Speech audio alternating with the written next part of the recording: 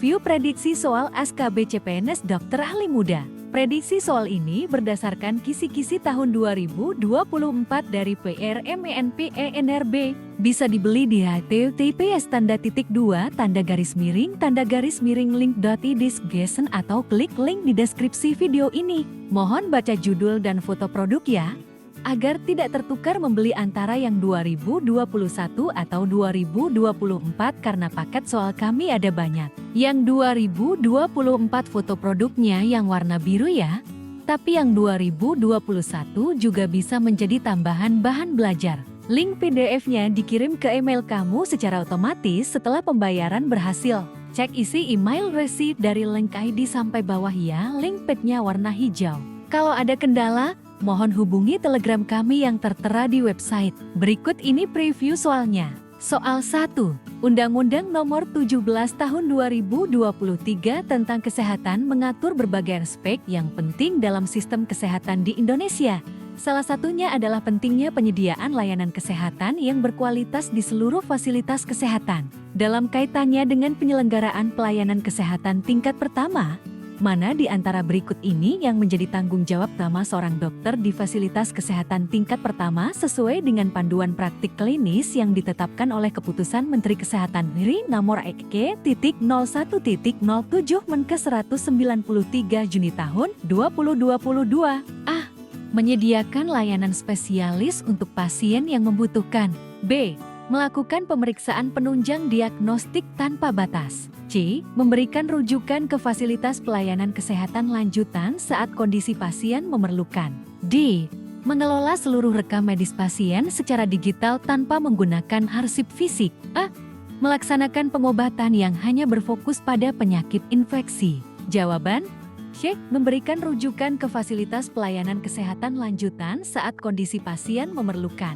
Pembahasan. Menurut Keputusan Menteri Kesehatan RI Nomor EK.01.07 Menkes 193 Juni tahun 2022 tentang panduan praktik klinis bagi dokter di fasilitas pelayanan kesehatan tingkat pertama, dokter di fasilitas kesehatan tingkat pertama memiliki kewajiban untuk menyediakan layanan kesehatan primer, termasuk melakukan diagnosis dan pengobatan dasar.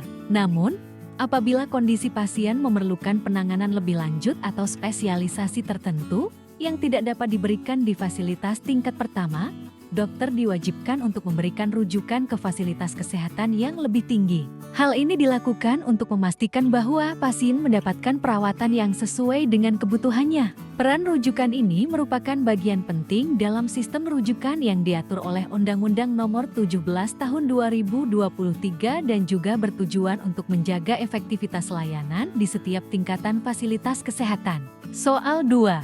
Dalam penerapan standar keselamatan pasien di fasilitas kesehatan, Permenkes Nomor 11 Tahun 2017 menekankan pentingnya pelaksanaan pencegahan risiko infeksi nosokomial. Sebagai seorang dokter muda yang bertugas di ruang gawat darurat, Anda menyadari bahwa banyak pasien rawat inap yang berisiko tinggi terkena infeksi terkait prosedur medis tertentu.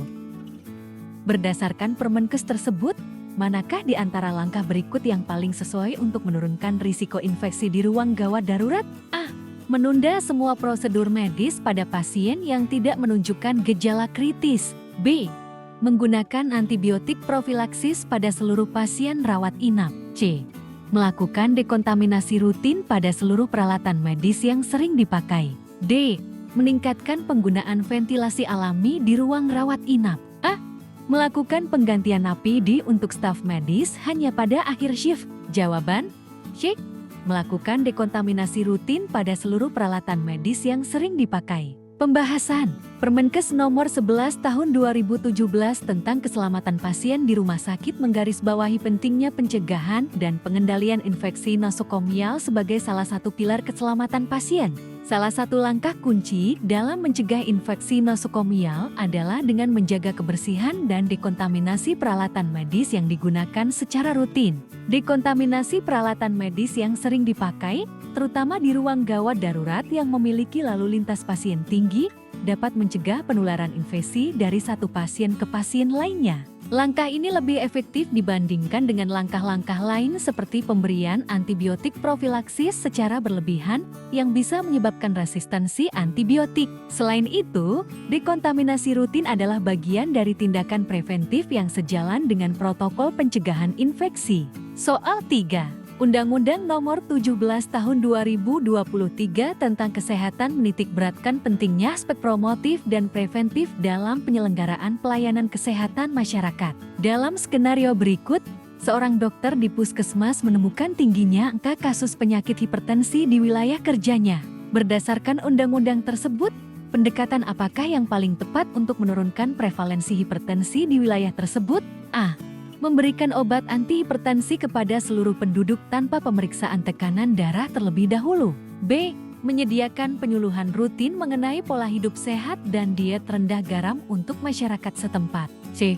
Mewajibkan seluruh pasien hipertensi untuk dirujuk ke rumah sakit pusat. D.